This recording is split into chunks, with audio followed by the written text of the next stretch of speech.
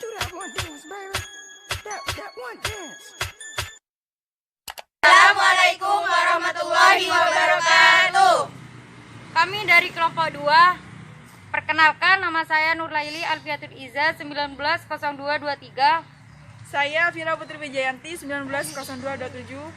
Saya Ilmawati 190219. Saya Kutilia Kawardani 190220. Dan saya Nur Fadila 190224. Di sini kita akan menjelaskan tentang Penyebab stres akibat kerja dan manajemen stres. Selamat menyaksikan. Di sini saya akan menjelaskan tentang penyebab stres akibat bekerja. Ada beberapa faktor. Yang pertama ada faktor lingkungan, yang kedua ada faktor perusahaan, yang ketiga ada faktor pribadi. Selanjutnya saya akan menjelaskan tentang faktor lingkungan. Faktor lingkungan dibagi menjadi 3 bagian. Yang pertama ada perubahan dalam siklus bisnis, menciptakan ketidakpastian ekonomi. Yang kedua ada ketidakpastian politik, juga merupakan pemicu stres di antara karyawan. Yang ketiga ada perubahan teknologi.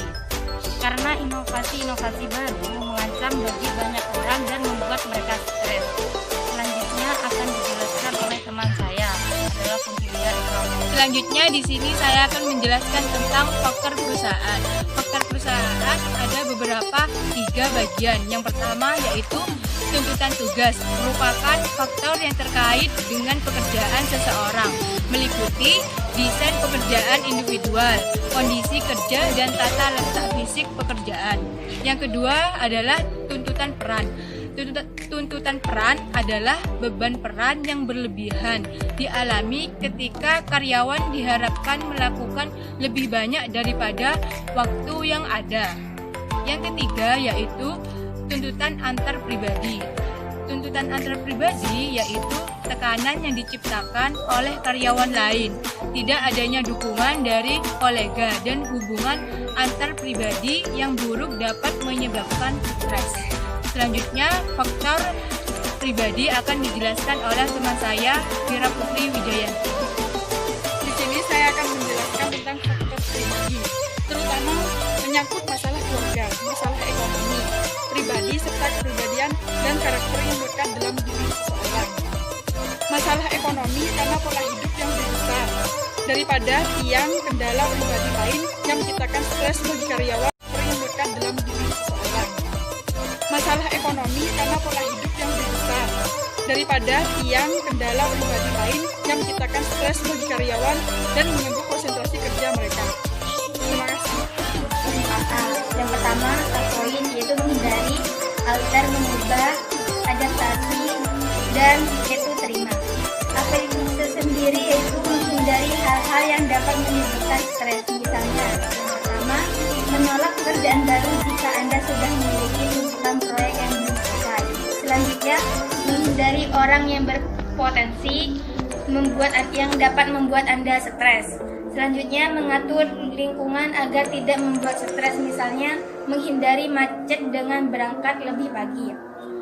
Selanjutnya saya akan menjelaskan tentang alter, yaitu mengubah.